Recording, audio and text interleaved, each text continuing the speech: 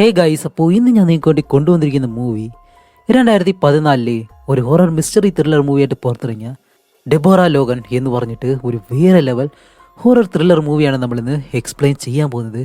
ഇൻസ്റ്റാഗ്രാമിലെ ഇല്ലെങ്കിൽ യൂട്യൂബിലെ ട്രെയിലർ മറ്റും കാണുമ്പോഴത്തേക്കും ഒരുപക്ഷേ ഇതേ ഈ ഒരു ചിത്രം നിങ്ങൾ കണ്ടിട്ടുണ്ടാവും. ഈ ഒരു ചിത്രത്തിന് പിന്നിലെ ആ ഒരു കഥ എന്താണെന്നാണ് നമ്മളിന്ന് കാണാൻ പോകുന്നത്.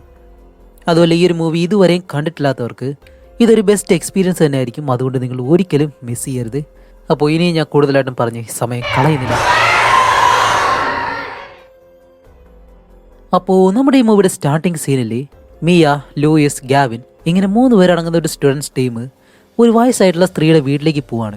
വേറെ ഒന്നുമല്ല, ആ ഒരു സ്ത്രീയെ ഇന്റർവ്യൂ ചെയ്യാനായിട്ട്. അങ്ങനെ വീടിന്റെ വെളിയിലേക്ക് വരുന്നതും സാറ എന്ന് പറഞ്ഞൊരു ലേഡി വെളിയിലേക്ക് വന്നിട്ട് ഇവരെ വിളിക്കുകയും ചെയ്യുന്നു. അതുപോലെ തൻ്റെ അമ്മയെ കാണാൻ പോകുന്നതിന് മുന്നേ എന്തൊക്കെ കാര്യങ്ങളാണ് ശ്രദ്ധിക്കേണ്ടത്, അല്ലെങ്കിൽ എന്തൊക്കെ ചോദ്യങ്ങളാണ് ചോദിക്കേണ്ടത് എന്നുള്ള കാര്യങ്ങളെല്ലാം ഇവരോട് പറഞ്ഞിട്ടാണ് സാറയുടെ അമ്മയെ കാണിക്കാനായിട്ട് കൊണ്ടുപോകുന്നത്. അങ്ങനെ വീടിന്റെ മുന്നിൽ നിന്നും അടുത്തുള്ള അവർ തോട്ടത്തിലേക്ക് ചെല്ലുമ്പോൾ അവിടെയാണ് സാറയുടെ അമ്മയായിട്ടുള്ള ഡെബോറ എന്ന് പറഞ്ഞ ആ ഒരു സ്ത്രീ ഉള്ളത്. അപ്പോൾ ഇവരെയാണ് ഇവർ ഇന്റർവ്യൂ ചെയ്യാനായിട്ട് വന്നിരിക്കുന്നത്. സത്യം പറഞ്ഞാൽ ഡെബോറയ്ക്ക് അൽഷിമേഴ്സ് എന്ന് പറഞ്ഞിട്ട് ആ ഒരു അസുഖമുണ്ട്. ഈ ഓർമ്മ നഷ്ടപ്പെടുന്ന അത് പ്രായമായവരിലായിരിക്കും കൂടുതലായിട്ട് കാണപ്പെടുന്നത്. അപ്പോൾ അതിനെപ്പറ്റി പഠിക്കാൻ വേണ്ടിയിട്ടാണ് ഇവർ 3 പേരും ഡെബോറയെ ഇന്റർവ്യൂ ചെയ്യാനായിട്ട് ഈ ഒരു സ്ഥലത്തേക്ക് വന്നിട്ടുള്ളത്. അപ്പോൾ ഈ ഒരു അസുഖത്തിന്റെ ലക്ഷണങ്ങൾ എങ്ങനെയാണെന്ന് വെച്ചാൽ വയസ്സായവരുടെ ഓർമ്മ പതിയെ നഷ്ടപ്പെടുന്ന ഒരു അവസ്ഥയാണ്. ആദ്യം അത് ഓർമ്മയിൽ തുടങ്ങി പതിയെ ശരീരത്തിന്റെ പല ഭാഗങ്ങളിലെയും അവയവങ്ങളും പതിയെ നശിച്ചു തുടങ്ങും. അവസാനം പിന്നീട് ഒരു കോമ സ്റ്റേജിലേക്ക് പോയി മരിക്കുകയാണ് ചെയ്യുന്നത്. അങ്ങനെ ഇവർ വന്നതിനുള്ള ആ ഒരു കാരണം സാറ അവളുടെ അമ്മയോട് പറയുന്നതും ഡെബോറയ്ക്കാണെങ്കിൽ അതൊരിക്കലും ഇഷ്ടപ്പെടുന്നില്ല. അവരതിന് സമ്മതിക്കുന്നില്ല. അപ്പോഴേക്കും സാറ വീടിനകത്തേക്ക് കൊണ്ടുപോയിട്ട് ഡെബോറയോട് പറയുന്നുണ്ട്, പ്ലീസ് അമ്മ, ഇപ്പോഴാണെങ്കിലും നമ്മുടെ ഈ ഒരു സാഹചര്യത്തിൽ നമുക്ക് പണമില്ല, ഇവരാണെങ്കിൽ നമുക്ക് കുറച്ചെങ്കിലും പണം തരാമെന്ന് പറഞ്ഞു. ഇതല്ലാതെ വേറെ വഴിയില്ല എന്നെല്ലാം പറഞ്ഞ് അവളുടെ അമ്മയെ ഒരു വിധത്തിൽ സമ്മതിപ്പിക്കുന്നതും ഡെബോറയാണെങ്കിലും ആ ഒരു കാര്യത്തിന് വേണ്ടി സമ്മതിക്കുകയാണ്. അങ്ങനെ അത് കഴിഞ്ഞിട്ട് ഇപ്പോൾ ഒരാഴ്ചയ്ക്ക് ശേഷം ഇവർ വീണ്ടും ഡെബോറയെ കാണാനായിട്ട് ഇന്റർവ്യൂ എടുക്കാൻ വേണ്ടിയിട്ടുള്ള എല്ലാ സൗകര്യങ്ങളോടുകൂടി ഈ ഒരു വീട്ടിലേക്ക് തന്നെ തിരിച്ചു വരും. ഇത്തവണ വരുമ്പോഴത്തേക്കും ഡെബോറയാണെങ്കിലും സന്തോഷത്തോടെ തന്നെയാണ് അവരെ അകത്തേക്ക് കൊണ്ടുപോകുന്നത്. അങ്ങനെ ഇന്റർവ്യൂ സ്റ്റാർട്ട് ചെയ്യുന്നതും ഈ ഒരു രോഗത്തിന്റെ ലക്ഷണങ്ങൾ എന്തൊക്കെയാണെന്ന് ഇങ്ങനെ ചോദിക്കുകയാണ്. അപ്പോൾ തുടക്കത്തിലുള്ളത് എന്താണെന്ന് വെച്ചാൽ ഈ ഓർമ്മ നഷ്ടപ്പെടുക എന്നുള്ളതാണ്. പല കാര്യങ്ങളും മറന്നുപോകും. അതുമല്ല, പ്രധാനമായിട്ടും ഒരു ദിവസം അമ്മ ഗ്യാസ് ഓഫ് ചെയ്യാനായിട്ട് മറന്നുപോയി. അവസാനം അവിടെ കത്തിപ്പിടിച്ച് ഒരു വലിയ അപകടമാണ് ഒഴിവായത്. അത് കഴിഞ്ഞിട്ട് ഡെബോറയ്ക്ക് ട്രീറ്റ്മെന്റ് ചെയ്യുന്ന ന്യൂറോളജിസ്റ്റ് ആയിട്ടുള്ള ഡോക്ടർ ഉണ്ട്. അവരുടെ പേര് നസീർ എന്നാണ്. ആ ഒരു ഡോക്ടറിനോട് പോയി ചോദിക്കുമ്പോഴും അവർ പറയുന്നത് എന്താണെന്ന് വെച്ചാൽ ഡെബോറയ്ക്ക് അൽഷിമേഴ്സ് സ്റ്റാർട്ട് ചെയ്ത ആ ഒരു അവസ്ഥയിൽ തന്നെ അവരോടത് പറയുമ്പോഴത്തേക്കും ഒരിക്കലും ഡെബോറ തളർന്നിരുന്നില്ല. നല്ല സ്ട്രോങ് ആയിട്ടുള്ളൊരു സ്ത്രീ ആയിട്ട് തന്നെയാണ് ഇപ്പോഴും ഉള്ളത്. അത് കഴിഞ്ഞിട്ട് ഇപ്പോൾ ഡെബോറയുടെ പേഴ്സണൽ ലൈഫിനെ പറ്റി കാണിക്കുകയാണ്. 1965 ഡെബോറയുടെ വിവാഹം നടക്കുന്നത്. അതുമല്ല, സാറയ്ക്ക് 2 വയസ്സുള്ള സമയത്ത് തന്നെ ഡെബോറയുടെ ഭർത്താവ് മരിക്കുകയും ചെയ്തു. അത് കഴിഞ്ഞിട്ട് ഒരു സിംഗിൾ മദറായിട്ടാണ് ഡെബോറ സാറയെ വളർത്തിയിട്ടുള്ളത്. അതുപോലെ ഇവർ ജീവിക്കുന്ന ഈ ഒരു ടൗണിന്റെ പേര് എക്സോമോ എന്നാണ്. അവിടെ സ്വിച്ച് ബോർഡ് ആൻസറിങ് സർവീസ് എന്ന് പറഞ്ഞിട്ട് ഒരു ജോലി ചെയ്തിട്ടാണ് ഡെബോറ ഇത്രയും കാലം ജീവിച്ചത്. അതുമല്ല, ഈ ഒരു രോഗം പിടിപെട്ടതിന് ശേഷം അത് ചെയ്യാനും കഴിഞ്ഞിട്ടില്ല. അതുമല്ലാതെ അടുത്തത് കാണിക്കുമ്പോഴത്തേക്കും ഡെബോറയുടെ ബെസ്റ്റ് ഫ്രണ്ടും അതേപോലെ തന്നെ അയൽക്കാരനുമായിട്ടുള്ള ഹാരിസിനോട് ഡെബോറയെ പറ്റി ചോദിക്കുമ്പോൾ ഒരുപാട് നല്ല കാര്യങ്ങൾ ഹാരിസും പറയുന്നുണ്ട്. അങ്ങനെ അയാളോട് ചോദ്യങ്ങളെല്ലാം ചോദിച്ച് ആ ഒരു ദിവസത്തെ ഇന്റർവ്യൂ എല്ലാം കഴിയാണ്. അത് കഴിഞ്ഞിട്ട് ഡെബോറയെ നല്ലതുപോലെ നിരീക്ഷിക്കാൻ വേണ്ടിയിട്ട് വീടിന്റെ പല ഭാഗങ്ങളിലും ലൂയിസ് ക്യാമറ കൊണ്ട് ഇങ്ങനെ വയ്ക്കും. അതേസമയം ലൂയിസിന്റെ പുറകില് ഡെബോറ വന്നിട്ട് ആ ഒരു ക്യാമറയിൽ തന്നെ ഇങ്ങനെ നോക്കി നിൽക്കുന്നു. കുറെ നേരം നോക്കി നിൽക്കാണ്. അത് സാധാരണ ഒരു നോട്ടമല്ല, അതിനെന്തൊക്കെയോ ഒരു പ്രത്യേകത ഉള്ളതുപോലെ.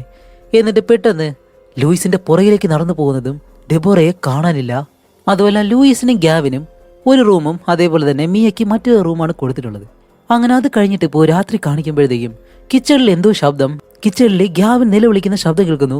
എല്ലാവരും ഓടി അവിടേക്ക് ചെന്ന് നോക്കുമ്പോൾ ഡെബോറ ഗാവിന്റെ മുന്നിൽ ഒരു കത്തിയും കൊണ്ടുവന്നിട്ട്, എൻ്റെ ആ ഒരു മൺവെട്ടി നീ എവിടെ കൊണ്ടുവച്ചേ, അതെനിക്കിപ്പോൾ വേണം എന്ന് പറഞ്ഞ് ബഹളം ഉണ്ടാക്കാണ്.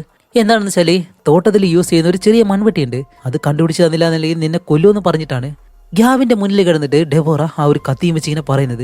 അങ്ങനെ ഇവർ വന്ന് സമാധാനിപ്പിക്കാൻ ശ്രമിക്കുമ്പോഴത്തേക്കും ഡെബോറ താഴെ കിടന്ന് നല്ല ഇതിൽ കരയാൻ തുടങ്ങും. അപ്പോൾ എന്തായാലും ഇത് ആ ഒരു അസുഖത്തിന്റെ ഭാഗമാണെന്ന് വിചാരിച്ച് ഇവരെല്ലാവരും ഒരു വിധത്തിൽ ഗാവിനെ സമാധാനപ്പെടുത്തി ആ ഒരു മൺവെട്ടി കണ്ടുപിടിക്കാനായിട്ട് റൂമിന്റെ മുകളിലേക്കെല്ലാം പോയിട്ട് ആ ഒരു ചെറിയ മൺവെട്ടി അങ്ങനെ കണ്ടുപിടിച്ച് സാറ നേരെ അവളുടെ അമ്മയുടെ അടുത്തേക്ക് വന്നിട്ട്, ഞങ്ങളത് കണ്ടുപിടിച്ചു, ഇപ്പോൾ കുഴപ്പമൊന്നുമില്ലല്ലോ, ബാ തിരിഞ്ഞു നിൽക്കുന്ന ഇങ്ങനെ പറയുന്നതും ആഹാ കാണിക്കുമ്പോൾ എന്താണെന്ന് വെച്ചാൽ ഡെബോറ അങ്ങനെ തിരിഞ്ഞിട്ട് അവളുടെ കഴുത്തിൽ നിന്നും ആ ഒരു സ്കിൻ അങ്ങനെ വലിച്ച് കീറാണ്. ഇത് കണ്ട് പേടിച്ച് ഡെബോറയെ എങ്ങനെയെങ്കിലും പിടിച്ചു നിർത്തി ഇവർ നേരെ ഹോസ്പിറ്റലിലേക്ക് കൊണ്ടുപോകും. അങ്ങനെ ഡോക്ടർ നസീറിനോട് ചോദിക്കുമ്പോഴത്തേക്കാണ് ഡോക്ടർ പറയുന്നത് 2 വർഷം കഴിഞ്ഞാൽ അവരുടെ ബ്രെയിൻ ഏതവസ്ഥയിലായിരിക്കും ഉണ്ടായിരിക്കുന്നത് ആ ഒരു അവസ്ഥയിലാണ് ഇപ്പോൾ നിങ്ങളുടെ അമ്മയുള്ളത്. അതുകൊണ്ട് അൽഷിമേഴ്സ് വളരെ പെട്ടെന്ന് തന്നെയാണ് നിങ്ങളുടെ അമ്മയെ ബാധിക്കുന്നത്. സാറയ്ക്കാണെങ്കിൽ ഇത് കേട്ടിട്ട് ഒട്ടും വിശ്വസിക്കാൻ പോലും കഴിയുന്നില്ല. അവൾ നല്ല രീതിയിൽ കരയുന്നുണ്ട്. അപ്പോഴേക്കും ആ ഒരു ഡോക്ടർ ഡോസേജ് കുറച്ച് അധികമാക്കിയിട്ട് ഡെബോറയെ കുറച്ച് കൺട്രോളിലേക്ക് കൊണ്ടുവന്നു. അത് കഴിഞ്ഞ് കുറച്ച് നാൾ കഴിഞ്ഞിട്ട് ഡെബോറയെ ഹോസ്പിറ്റലിൽ നിന്നും ഡിസ്ചാർജ് ചെയ്യാണ്. അങ്ങനെ ഇവർ ഡെബോറയെ കൊണ്ട് കാറിൽ പോകുമ്പോഴത്തേക്കും അന്ന് നടന്ന ആ ഒരു സംഭവത്തെ പറ്റി സംസാരിച്ച് ഡെബോറ ഗ്യാവിനോട് സോറി എല്ലാം പറയുന്നുണ്ട്. അങ്ങനെ വീട്ടിൽ വന്നതിന് ശേഷം ഡെബോറ ആണെങ്കിൽ ഒരുപാട് ചിത്രങ്ങളെല്ലാം വരയ്ക്കും. അതിലൊരു ചിത്രത്തിൽ എന്തോ ഒരു രൂപം നിൽക്കുന്നത് പോലെ, കാടിനുള്ളിൽ നിൽക്കുന്നത് പോലെ കാണിക്കുന്നുണ്ട്. അത് ഡെബോറ എന്തായാലും വരച്ചതാണ്. അങ്ങനെ അതെല്ലാം കാണിച്ചിട്ട് ഇപ്പോൾ ഓരോ ദിവസം കഴിയും തോറും ഡെബോറയുടെ സ്വഭാവം അത് പതിയെ പതിയെ മാറുന്നു. ഒരു ദിവസം റൂമിനടുത്തേക്ക് വന്ന് നോക്കുമ്പോഴത്തേക്കാണ് ഡെബോറ കണ്ണാടിയിലേക്ക് നോക്കിയിട്ട് വേറെ ആരോടും സംസാരിക്കുന്നത് പോലെ, ഇല്ല പ്ലീസ് പ്ലീസ് അത് ചെയ്യരുത് എന്നില്ല ഇങ്ങനെ പറയാണ്. അപ്പോൾ പുറകിൽ ആരോ നിൽക്കുന്നത് ഡെബോറയ്ക്ക് മനസ്സിലായിട്ട് അങ്ങനെ നോക്കുമ്പോഴത്തേക്കും ലൂയിസ് ക്യാമറയും കൊണ്ട് അവിടെ നിന്ന് അങ്ങ് മാറുകയും ചെയ്യുന്നു. ഇങ്ങനെ ഓരോ ദിവസം കൂടുന്തോറും ഡെബോറയുടെ ആ ഒരു രീതിയെല്ലാം മാറി മാറി വരികയാണ്. ആ അസുഖം കൂടി വരുന്നത് പോലെ. അത് കഴിഞ്ഞിട്ട് ഡെബോറയെ പറ്റിയുള്ള തൻ്റെ അമ്മയെ പറ്റിയുള്ള ഒരുപാട് കാര്യങ്ങൾ സാറ ഇവരോട് പറഞ്ഞ് റൂമിലുള്ള ഓരോ കാര്യങ്ങൾ ഇങ്ങനെ കാണിച്ചു കൊടുക്കുമ്പോഴത്തേക്കാണ് മുകളിൽ നിന്നും എന്തോ ഒരു ശബ്ദം കേട്ട് എല്ലാവരും ആ ഒരു റൂമിലേക്ക് ചെന്ന് നോക്കുമ്പോഴത്തേക്കും ഡെബോറ ഒരു മുറിയിൽ നിന്നിട്ട് ജനാല വഴി പുറത്തേക്ക് തന്നെ നോക്കുന്നു. അടുത്തേക്ക് ചെന്ന് അമ്മ എന്തോ പറ്റി എന്ന് ചോദിക്കുമ്പോഴത്തേക്കും ഡെബോറ പറയും വെളിയിൽ നിന്ന് ആരോ വരുന്നത് പോലെ എന്നിങ്ങനെ പറയുന്നതും സാറ പറയും ഏയ് ഇത് സാധാരണ അമ്മ ഇങ്ങനെ എപ്പോഴും വീട് ശ്രദ്ധിക്കാറുണ്ട്, വെളിയിൽ എന്ത് അനക്കം തട്ടിയാലും അമ്മ അതപ്പം തന്നെ അറിയും, ഇത് വലിയ കാര്യമാക്കണ്ട എന്ന് പറയുന്നതും ഡെബോറയുടെ കയ്യിലൊരു ചുറ്റിയിലുണ്ട്. അത് വെച്ചിട്ട് ഈ ഒരു ജനല താഴ്ത്തി വെച്ച് അതിൽ ആണി അടിച്ചു വയ്ക്കുകയാണ്. അങ്ങനെ അത് കഴിഞ്ഞിട്ട് ഡെബോറ ഉറങ്ങിക്കിടക്കുന്ന സമയത്താണ് പെട്ടെന്ന് ഡെബോറ ഞെട്ടി എഴുന്നേറ്റ് വെളിയിലേക്ക് ഇങ്ങനെ പോകുന്നു. അപ്പോഴേക്കും സാറയും മിയയും ആ ഒരു ക്യാമറ ഇങ്ങനെ പരിശോധിക്കുമ്പോഴത്തേക്കും ഡെബോറ റൂമിൽ നിന്ന് എഴുന്നേറ്റിട്ട് പിന്നെ എങ്ങോട്ട് പോയെന്ന് ആർക്ക് അറിയാൻ പോലും കഴിയുന്നില്ല. കാരണം റൂമിൽ നിന്ന് ഇറങ്ങി കഴിഞ്ഞാൽ എന്തായാലും ഡോർ തുറന്നേ വെളിയിലേക്ക് പോകാൻ കഴിയത്തുള്ളൂ. പക്ഷെ അങ്ങനെ ഡെബോറ വെളിയിലേക്ക് പോയതായിട്ട് അവർ കാണുന്നതുമില്ല. നിമിഷ നേരം കൊണ്ട് ഇത് എന്താ സംഭവിച്ചത് എന്നറിയാൻ വേണ്ടി എല്ലാവരും ഡെബോറ എവിടെയാണെന്നെല്ലാം അറിയാൻ വേണ്ടിയിട്ട് ഓടി ഓരോ മുറിയുടെ അടുത്തേക്ക് വന്ന് നോക്കുമ്പോഴത്തേക്കും ഡെബോറ നേരത്തെ ആ ഒരു ജനാലയിൽ ആണി അടിച്ച് വെച്ചിരുന്നല്ലോ, അത് മൊത്തവും വലിച്ചിളക്കി വെച്ചേക്കുന്നു, തുറന്നു വെച്ചേക്കുന്നു. അതുമല്ല ജനാലയുടെ വെളിയിലാണെങ്കിൽ ഡെബോറയുടെ ആ ഒരു വെള്ള വസ്ത്രം കിടപ്പുണ്ട്.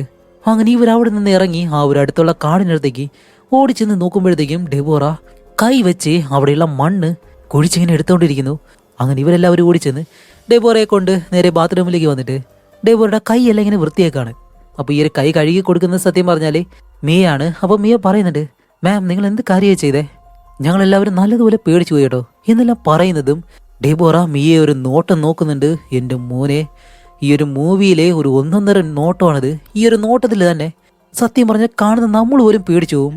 അതേസമയം ഗ്യാബിനും ലൂയിസും റെക്കോർഡായിട്ടുള്ള ആ ഒരു വീഡിയോ ഫോട്ടോസ് എല്ലാം അതിങ്ങനെ വീണ്ടും പ്ലേ ചെയ്തിങ്ങനെ കാണാണ്. അത് കഴിഞ്ഞിട്ട് സാറയും മിയനെ എല്ലാവരെയും വിളിച്ചു വരുത്തി അതിങ്ങനെ കാണിച്ചു കൊടുക്കുന്നത് എന്താണെന്ന് വെച്ചാൽ കുറച്ച് വിചിത്രമായിട്ടുള്ളൊരു കാര്യമാണ് ഇവിടെ സംഭവിച്ചിട്ടുള്ളത്. അങ്ങനെ ഡെബോറ കിച്ചണിൽ നിൽക്കാണ്. എന്നിട്ട് പെട്ടെന്ന് തന്നെ സെക്കൻഡുകൾ കൊണ്ട് തന്നെ താഴെ നിന്ന് ഡെബോറ മുകളിലേക്ക് കയറുന്നു. അപ്പോൾ ഇവർ ചോദിക്കും ഏയ് ഇതെങ്ങനെ സാധ്യമാവും, ഈ ഒരു ഫൂട്ടേജിന് എന്തെങ്കിലും പ്രോബ്ലം ഉണ്ടാവും, ചിലപ്പോൾ അത് കട്ടായതായിരിക്കാം എന്നെല്ലാം പറയുമ്പോൾ ഇല്ലില്ല ദേ സമയം നോക്ക്, സമയം കറക്റ്റായിട്ട് തന്നെയാണ് ഓടിക്കൊണ്ടിരിക്കുന്നത്, അങ്ങനെയാണെങ്കിൽ ഇതെങ്ങനെ സാധിച്ചു എന്ന് ചോദിച്ചിട്ട് ഇവരെല്ലാവരും എന്താണ് സംഭവിച്ചെന്നില്ല അറിയാൻ കഴിയാതെ അങ്ങനെ നോക്കാണ്. അത് കഴിഞ്ഞിട്ട് അടുത്ത ദിവസം ആകുമ്പോഴത്തേക്കും നമ്മുടെ സാർ ഈ ഒരു കാര്യത്തെ പറ്റി ഡോക്ടറിനോട് പറയുന്നു. അതേപോലെ തന്നെ ആ അയൽക്കാരനായിട്ടുള്ള ഹാരിസ് ഉണ്ടല്ലോ അയാളോട് ഇങ്ങനെ സംസാരിക്കുന്നു. അപ്പോൾ അയാളായാലും സാറെ നല്ലതുപോലെ സമാധാനപ്പെടുത്തും. അത് കഴിഞ്ഞ് റൂമിലേക്ക് വന്നിട്ട് ഡെബോറയോട് തന്നെ ചോദിക്കണം അമ്മയെ നിങ്ങൾ ഇന്നലെ രാത്രി സ്റ്റൗവിൻ്റെ മുകളിൽ കയറി നിന്നല്ലേ എന്ന് പറഞ്ഞിട്ട് ഡെബോറയെ ഒരുപാട് വഴക്ക് പറയുന്നപ്പോൾ ഡെബോറയ്ക്കാണെങ്കിൽ ചെറിയ സങ്കടമുണ്ട്. അത് കഴിഞ്ഞ് വീണ്ടും അടുത്ത ദിവസം ഇവർ ഇൻ്റർവ്യൂ സ്റ്റാർട്ട് ചെയ്യുന്നത്.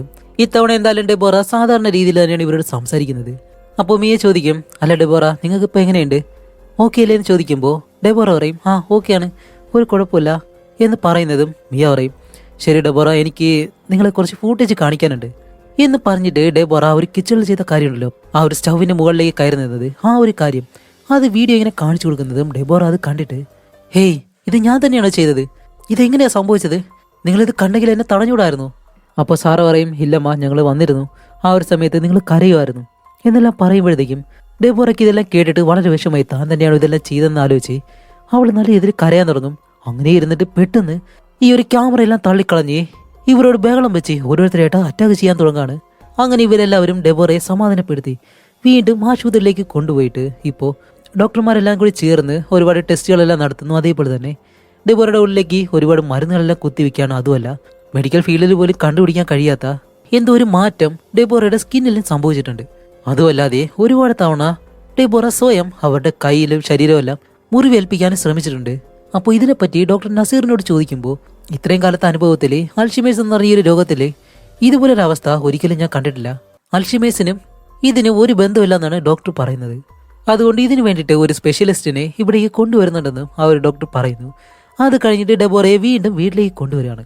അങ്ങനെ കാണിക്കുമ്പോൾ ഡെബോറ തൻ്റെ പിയാനോ വായിക്കുകയാണ്. അതുമല്ല ക്യാമറ എടുക്കുന്ന ലൂയിസിനെയാണെങ്കിൽ അവരങ്ങനെ നോക്കി ചിരിക്കുന്നുണ്ട്. സത്യം പറഞ്ഞാൽ ഇതെല്ലാം കാണുമ്പോഴത്തേക്കും കാണുന്ന നമുക്കാണ് പേടി. അങ്ങനെ ഒരു രാത്രി ഡെബോറ റൂമിലുള്ള സാധനങ്ങളെല്ലാം നശിപ്പിച്ച് അതെല്ലാം ഇങ്ങനെ കഴിക്കാൻ തുടങ്ങാണ്. ഇവരെല്ലാം വന്ന് തടഞ്ഞു നിർത്തിയിട്ട് അടുത്ത ദിവസം ആകുമ്പോഴത്തേക്കും ഒരുപാട് കാര്യങ്ങൾ വീട്ടിൽ നിന്ന് മാറ്റുന്നു. ഡെബോറ ചോദിക്കുമ്പോൾ സാറ പറയും, അമ്മ നിങ്ങളിതെല്ലാം കഴിക്കുകയാണ് അതുകൊണ്ടാണെന്ന് പറയുമ്പോൾ, ഇതെന്ത് വിട്ടതാണ്, ഞാനിതൊന്നും ചെയ്തിട്ടില്ല എന്നാണ് ഡെബോറ പറയുന്നത്. അതേപോലെ തന്നെ ഇവർ ശ്രദ്ധിക്കുമ്പോഴത്തേക്കും വീടിനകത്ത് പാമ്പുകളെല്ലാം കയറി വരുന്നു.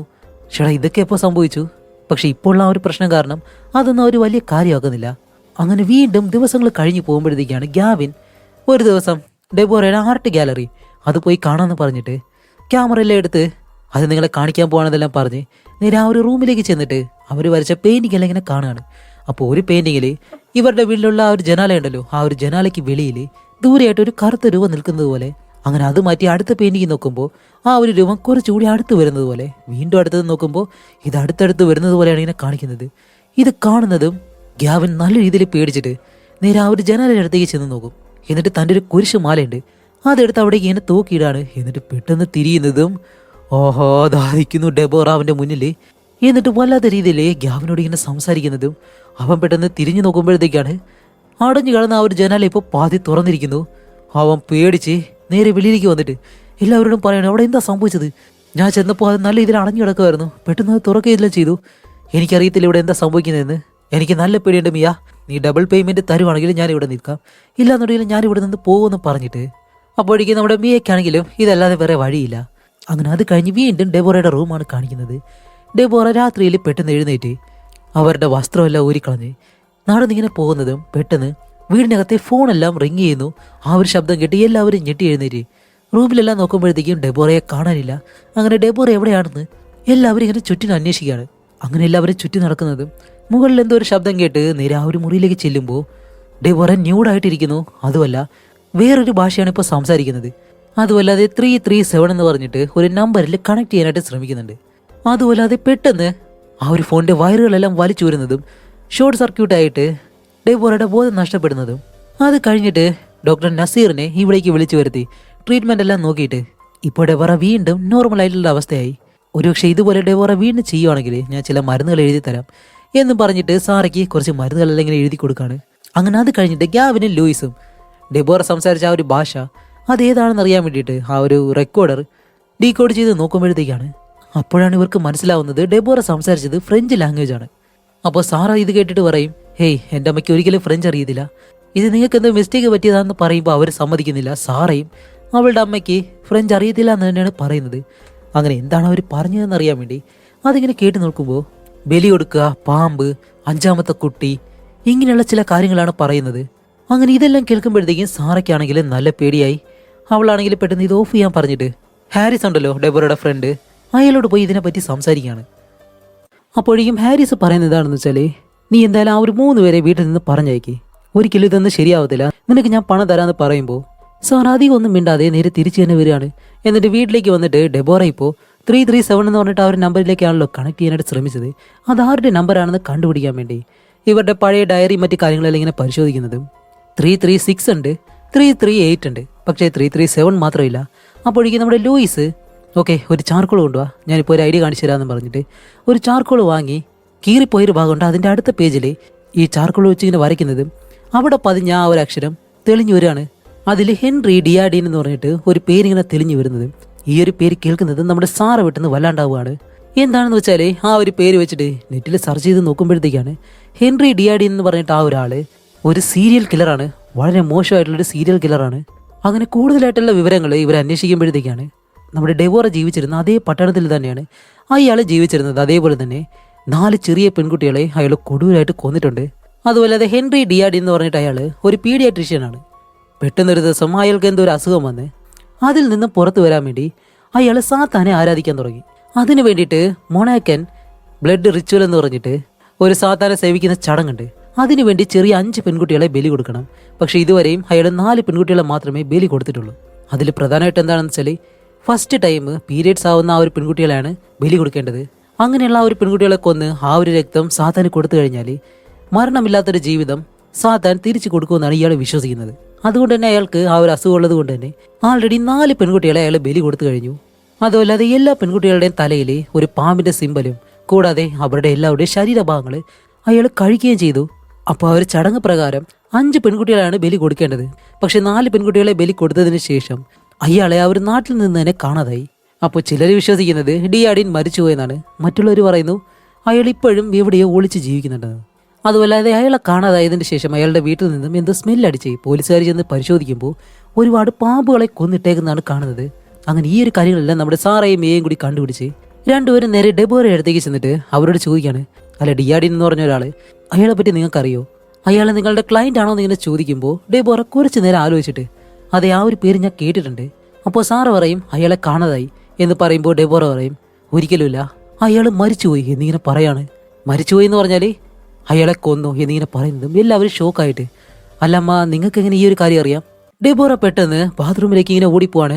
പുറകെ ചെന്ന് നോക്കുമ്പോഴത്തേക്കും ഡെബോറ അവരെ ഛർദ്ദിച്ച് വെച്ചേക്കുന്നു. അതുമല്ല, അതിനകത്താണെങ്കിൽ നിറയെ മണ്ണിര മാത്രം. അങ്ങനെ വീണ്ടും ഹോസ്പിറ്റലിലേക്ക് കൊണ്ടുപോയിട്ട് ഇപ്പോൾ ഡെബോറയെ പരിശോധിച്ച ആ ഒരു ഡോക്ടർ പറയുന്നത് എന്താണെന്ന് വെച്ചാൽ അൽഷിമേഴ്സ് കാരണം നിങ്ങളുടെ അമ്മ ഗാർഡനിലുള്ള മണ്ണ് ഒരുപാട് കഴിച്ചിട്ടുണ്ട് എന്ന് പറയുന്നതും സാറ പറയും നിങ്ങൾ എന്ത് മണ്ടത്തരായി പറയുന്നത്? അങ്ങനെയാണെങ്കിൽ എൻ്റെ അമ്മയുടെ വയറ്റിൽ നിന്ന് അത്രയും മണ്ണിര അതെങ്ങനെ പുറത്തേക്ക് വരും? പക്ഷെ അതിന് മറുപടി പറയാനായിട്ട് ആ ഡോക്ടറിനെ കൊണ്ട് കഴിയുന്നില്ല. അങ്ങനെ നമ്മുടെ ഡെബോറയെ ഹോസ്പിറ്റലിൽ തന്നെ വെച്ച് കിടത്തിയിട്ട് ഇവരെല്ലാവരും നേരെ തിരിച്ച് വീട്ടിലേക്ക് വരികയാണ്. അതുപോലെ വീട്ടിൽ വന്നിട്ട് ഡിയാഡിനെ പറ്റിയുള്ള ഒരുപാട് കാര്യങ്ങൾ വീണ്ടും ഒരു സെർച്ച് ചെയ്യുന്നുണ്ട്. ഇത്തവണ നമ്മുടെ മീക്കുള്ള ആ ഒരു സംശയം എന്താണെന്ന് വെച്ചാൽ ഇപ്പോൾ അയൽക്കാരനായിട്ടുള്ള ഹാരിസ് ഉണ്ടല്ലോ, അവനെയാണ് സംശയിക്കുന്നത്. കാരണം ഡിയാഡിനെ കൊന്നത് ഒരുപക്ഷെ ഹാരിസ് ആയിരിക്കാം. അങ്ങനെ ഹാരിസ് അവൻ്റെ ശരീരം വീടിനടുത്ത് കുഴിച്ചിടുകയും ചെയ്തു. ഈ ഒരു കാര്യമൊന്നും വെളിയിൽ അറിയാതിരിക്കാൻ വേണ്ടി ഡെബോറ ഹാരിസിനെ സഹായിക്കുന്നു എന്നുള്ള കാര്യം പറയുമ്പോഴത്തേക്കും അതിനൊന്നും ഒരു ചാൻസും ഇല്ലെന്നാണ് സാറ പറയുന്നത്.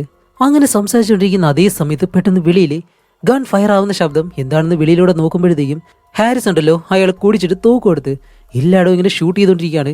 ഇത് കാണുന്നത് ഇവരെല്ലാം പേടിച്ച് ഒളിച്ചിട്ട് പെട്ടെന്ന് പോലീസിനെ വിളിക്കും. അപ്പോഴേക്കും കുറച്ച് കഴിഞ്ഞ് അവിടെ പോലീസ് വന്ന് ഹാരിസിന്റെ കയ്യിൽ നിന്ന് ആ ഒരു തോക്കും വാങ്ങി. അവനാണെങ്കിലും മദ്യം കുടിച്ചിട്ടുണ്ടായിരുന്നു. അതുകൊണ്ട് അയാളെയും കൊണ്ട് അവിടെ നിന്ന് പോകുന്നു. അങ്ങനെ ഇത് കാരണം അടുത്ത ദിവസം തന്നെ ഗാൽവിൻ ഉണ്ടല്ലോ അവൻ പേടിച്ചിട്ട് ഈ ഒരു നാട് വിട്ട് പോകാനായിട്ട് നിൽക്കുകയാണ്. മീയാണെങ്കിൽ അവനോട് പറഞ്ഞു നോക്കുന്നുണ്ട്. പക്ഷേ അവൻ ഒരിക്കലും കേൾക്കുന്നില്ല. കാരണം എന്താണെന്ന് വെച്ചാൽ ഇവിടെ നടക്കുന്ന കാര്യങ്ങളൊന്നും നോർമൽ ആയിട്ടുള്ളതല്ല, എന്തോ ഒരു അമാനുഷികത ഇവിടെ ഉണ്ട്. അതുകൊണ്ട് ഒരിക്കലും ഞാൻ ഇവിടെ നിൽക്കില്ല എന്നും പറഞ്ഞ് അവൻ അവിടെ നിന്ന് പോവാണ്. അങ്ങനെ അത് കഴിഞ്ഞിട്ട് ഇവരെല്ലാവരും വീണ്ടും ഹോസ്പിറ്റലിലേക്ക് ചെല്ലുമ്പോഴത്തേക്കാണ് ഡെബോറയെ അവരുടെ ബെഡിൽ കാണാനില്ല. ഇതിപ്പോൾ ഇവിടെ പോയെന്ന് പറഞ്ഞിട്ട് എല്ലാവരും വെളിയിലേക്ക് ഇറങ്ങി ഡോക്ടറിനോട് ചോദിക്കാനായിട്ട് ചെല്ലുമ്പോൾ പീഡിയാട്രിക് സെക്ഷനിലുള്ള ഒരു ചെറിയ പെൺകുട്ടിയെ കാണാനില്ല എന്ന് പറഞ്ഞിട്ട് ആ പെൺകുട്ടിയുടെ അമ്മ, അച്ഛൻ, ഫാമിലി എല്ലാവരും അവിടെ നിൽക്കുന്നു.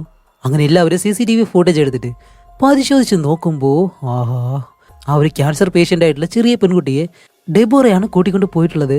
അങ്ങനെ ഇവരെല്ലാവരും ഈ ഒരു ഡോക്ടർ, അതേപോലെ തന്നെ ഒരു പോലീസുകാരൻ, മിയ, സാറ, ഇവരെല്ലാവരും ഈ ഒരു ഹോസ്പിറ്റൽ മുഴുവനായിട്ട് നല്ല രീതിയിൽ അന്വേഷിക്കുകയാണ്. അങ്ങനെ അന്വേഷിച്ച് അവസാനം ഹോസ്പിറ്റലിൻ്റെ ഒരു കിച്ചൺ ഭാഗമുണ്ട്. അവിടേക്ക് ചെന്ന് നോക്കുമ്പോഴത്തേക്കും അതിനകത്ത് ഡെബോറ ക്യാര എന്ന് പറഞ്ഞാൽ ഒരു ചെറിയ പെൺകുട്ടിയായിട്ട് ഇങ്ങനെ നിൽക്കുന്നു. അതുമല്ല, ഇവർ ചെന്ന് വിളിച്ചിട്ടും ക്യാരയാണെങ്കിൽ പേടിച്ചൊന്ന് കരയുന്നത് പോലുമില്ല. അവളും സൈലന്റ് ആയിട്ട് തന്നെ ഇങ്ങനെ നിൽക്കാണ്. അപ്പോൾ ഡോക്ടർ വന്നിട്ട് പതിയെ ഡെബോറയോട് സംസാരിച്ച് ക്യാരയെ പതിയെ അവളുടെ അമ്മയുടെ അടുത്തേക്ക് കൊണ്ടാക്കും.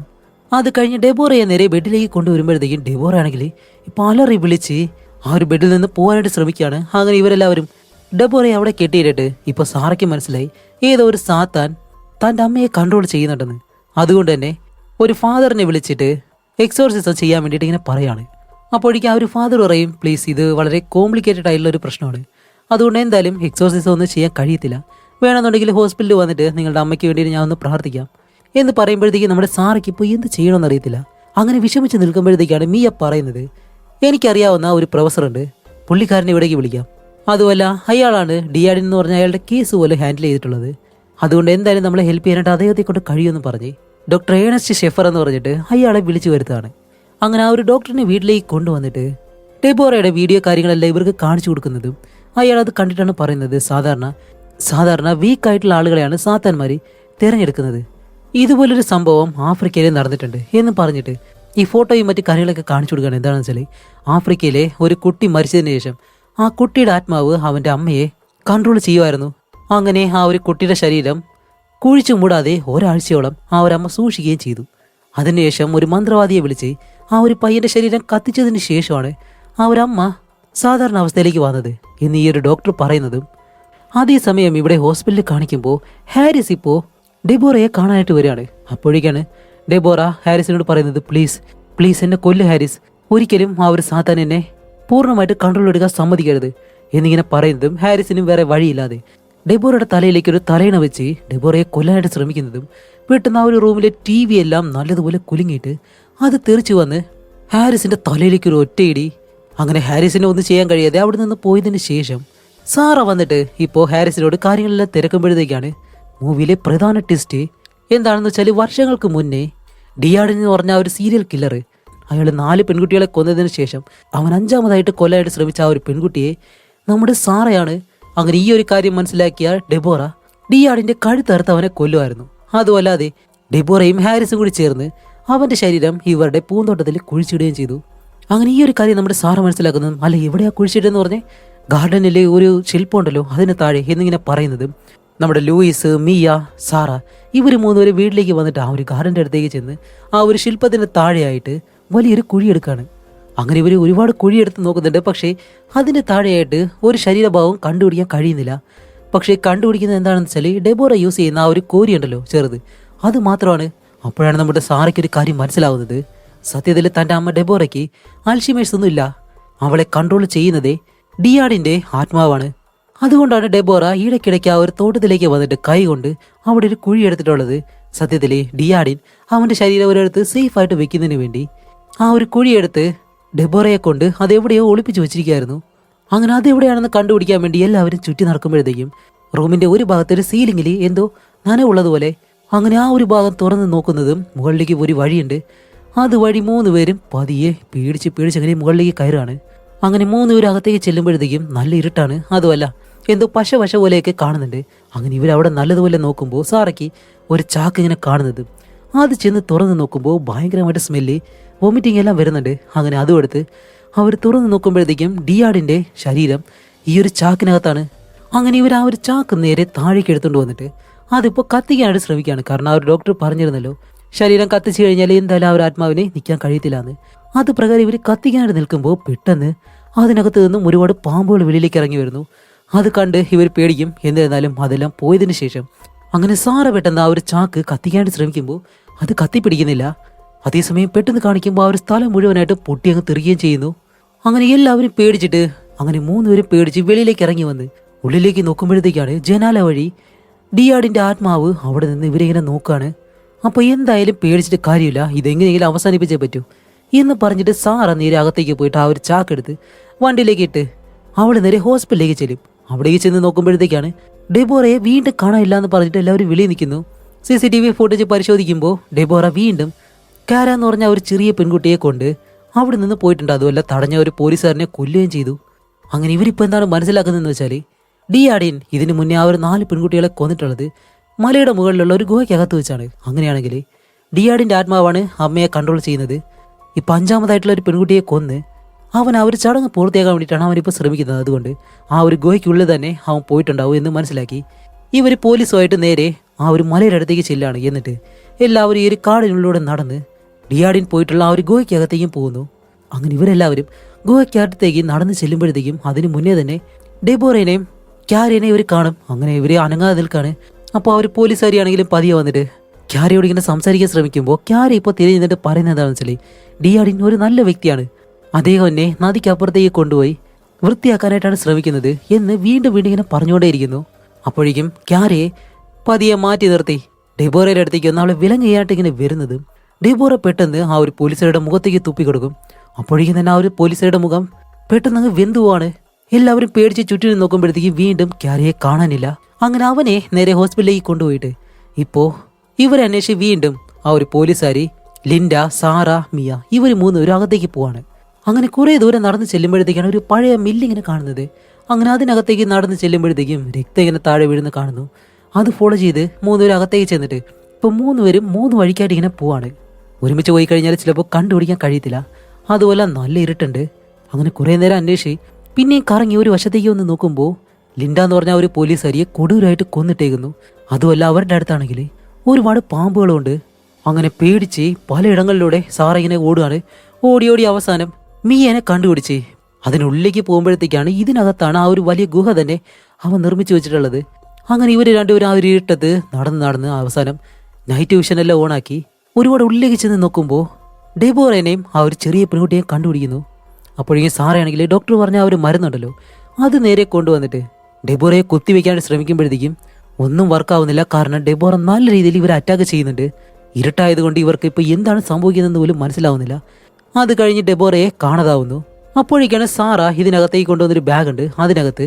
അങ്ങനെ അവിടെ നിന്നും ആ ഒരു തൂക്കം എടുത്തിട്ട് കുറച്ചുകൂടി അകത്തേക്ക് ചെന്ന് നോക്കുമ്പോഴത്തേക്കും ആഹാ ഒരു കൊടൂരമായിട്ടുള്ള കാര്യമാണ് അവർ കാണുന്നത്. ഒരു പാമ്പ് എങ്ങനെ അതിന്റെ ഇരയെ വിഴുങ്ങും അതേപോലെ ഡെബോറ ഇപ്പോൾ ആ ഒരു ചെറിയ പെൺകുട്ടിയെ വിഴുങ്ങിക്കൊണ്ടിരിക്കുന്നു. ചെറിയ പെൺകുട്ടിയുടെ തലയാണെങ്കിൽ ഡെബോറയുടെ വായിനകത്തിരിക്കുന്നു. അപ്പോൾ തൻ്റെ അമ്മയെ രക്ഷിക്കണം, അതേപോലെ തന്നെ ആ ഒരു പെൺകുട്ടിയെ രക്ഷിക്കണം. അതിനുവേണ്ടി സാറ ആ ഒരു തോക്കെടുത്ത് ഡെബോറയെ ഷൂട്ട് ചെയ്യും. അപ്പോഴേക്കും ഡെബോറ അങ്ങനെ നിന്നിട്ട് അവളുടെ വാ തുറന്ന് അലറി ഇങ്ങനെ വിളിക്കുകയാണ്. അപ്പോഴേക്കും സാറ അടുത്തേക്ക് ചെന്നിട്ട് അമ്മയെ കൊണ്ട് കഴിയും, ഡിയാഡിനെ ഒരിക്കലും അമ്മയുടെ കൺട്രോൾ എടുക്കാൻ സമ്മതിക്കരുത്, നല്ലതുപോലെ ഫൈറ്റ് ചെയ്യാവനോട് എന്നെല്ലാം പറഞ്ഞ് അടുത്തേക്ക് ചെന്നിട്ട് തൻ്റെ കയ്യിലുള്ള ആ ഒരു മരുന്നെടുത്ത് കുത്തിവെക്കുന്നതും ഈ ഒരു കാര്യം നമ്മുടെ മീ ആണെങ്കിൽ അവളുടെ ക്യാമറയിൽ റെക്കോർഡ് ചെയ്യുന്നുണ്ട്. അത് കഴിഞ്ഞപ്പോൾ സാറ എങ്ങനെയെങ്കിലും ഡിയാഡിന്റെ ആ ഒരു ശരീരം ഉണ്ടല്ലോ അത് കത്തിക്കുകയും ചെയ്യാണ്. അതോടെ ഈ ഒരു സീൻ കട്ട് ചെയ്ത് അടുത്തത് കാണിക്കുമ്പോൾ ഡെബോറയെ ഇപ്പോൾ പോലീസുകാരും ആംബുലൻസ് എല്ലാം വന്നിട്ട് അവരെ അവിടെ നിന്ന് കൊണ്ടുപോകുന്നു. അതേപോലെ തന്നെ അവർ ചെറിയ പെൺകുട്ടിയും കുഴപ്പമൊന്നുമില്ല. അതുപോലെ അവർ ചെറിയ പെൺകുട്ടിയെ തട്ടിക്കൊണ്ട് പോയതിന് ഡെബോറയുടെ മേളിൽ കേസ് ഫയൽ ചെയ്യുന്നുണ്ട്. കൂടാതെ ക്യാരയെ വിഴുങ്ങാനായിട്ട് ശ്രമിച്ചതുകൊണ്ട് ഡെബോറയുടെ വോക്കൽ കോഡിന് എന്തോ പ്രശ്നം പറ്റിയിട്ട് ഡെബോറയ്ക്ക് ഇപ്പോൾ സംസാരിക്കാൻ കഴിയത്തില്ല. അതേപോലെ തന്നെ അവരുടെ ഫിസിക്കൽ സിറ്റുവേഷൻ ആണെങ്കിലും ഭയങ്കര മോശമായിട്ടുള്ളത് കൊണ്ട് കോടതി അവരെ ചികിത്സയിൽ വെക്കാനായിട്ട് പറയാണ്. അതുകൊണ്ട് തന്നെ വെറുതെ വിടുന്നു. അതുപോലെ ഏറ്റവും വലിയ ടെസ്റ്റ് എന്താണെന്ന് വെച്ചാൽ ക്യാര എന്ന് പറഞ്ഞ ഒരു ചെറിയ പെൺകുട്ടി ഇപ്പോൾ ക്യാൻസറിൽ നിന്നും പൂർണ്ണമായിട്ടും ഭേദമായിട്ടുണ്ട്. അവൾ എങ്ങനെയാണ് ഈ ഒരു അവസ്ഥയിൽ വന്നതെന്ന് ആർക്കും മനസ്സിലാവുന്നില്ല. അങ്ങനെ ഒരുപാട് നാൾ കഴിഞ്ഞ് ക്യാരയുടെ ബർത്ത്ഡേ വരെയാണ്. ആ ഒരു സമയത്ത് ഒരു ന്യൂസ് റിപ്പോർട്ടർ ക്യാരയോട് വന്ന് ചോദ്യങ്ങളൊക്കെ ചോദിക്കും. അല്ല നിന്റെ ഫ്യൂച്ചർ എങ്ങനെയാ പ്ലാൻ ചെയ്തേക്കുന്നത് എന്നെല്ലാം ചോദിക്കുമ്പോൾ അത് സീക്രട്ട് ആണെന്നും പറഞ്ഞിട്ട് ക്യാര ക്യാമറയെ നോക്കി ഒരു ചിരിയും ചിരിക്കുന്നു. അതോടെ ഈ ഒരു മൂവിയും ഇവിടെ വെച്ച് അവസാനിക്കുകയാണ്. അപ്പോൾ അവസാനം നമ്മുടെ ക്യാര ചിരിച്ചത് കൊണ്ട് എന്താണ് അർത്ഥമാക്കുന്നതെന്ന് വെച്ചാൽ ഡിയാഡിൻ ക്യാരയെ ബലി കൊടുക്കാനല്ല ശ്രമിച്ചിട്ടുള്ളത്, പകരം അവളുടെ ശരീരം അവൻ കൺട്രോളിലെടുക്കുകയാണ് ചെയ്തിട്ടുള്ളത്. അതുകൊണ്ട് തന്നെ ഇനി ഒരുപാട് വർഷം ഡിയാഡിനെ അവളുടെ ശരീരത്തിലൂടെ ജീവിക്കാൻ കഴിയും. അതുകൊണ്ടാണ് അവൻ്റെ ഫ്യൂച്ചർ പ്ലാൻ അതൊരു സീക്രട്ട് ആണെന്ന് ഇവരോട് പറഞ്ഞത്. അപ്പോൾ ഈ ഒരു മൂവി നിങ്ങൾക്ക് ഇഷ്ടപ്പെട്ടെങ്കിൽ നിങ്ങളുടെ അഭിപ്രായങ്ങൾ എന്താണ് തീർച്ചയായിട്ടും കമൻറ്റ് ചെയ്യുക. അതേപോലെ തന്നെ മറക്കാതെ നമ്മുടെ ഈ ഒരു ചാനൽ കൂടി ഒന്ന് സബ്സ്ക്രൈബ് ചെയ്ത് ചെയ്യുക. അപ്പോൾ ഇതുപോലെ ഇൻട്രസ്റ്റിംഗ് ആയിട്ടുള്ള മറ്റൊരു മൂവിയായിട്ട് വരുന്നതുവരെയും ബൈ.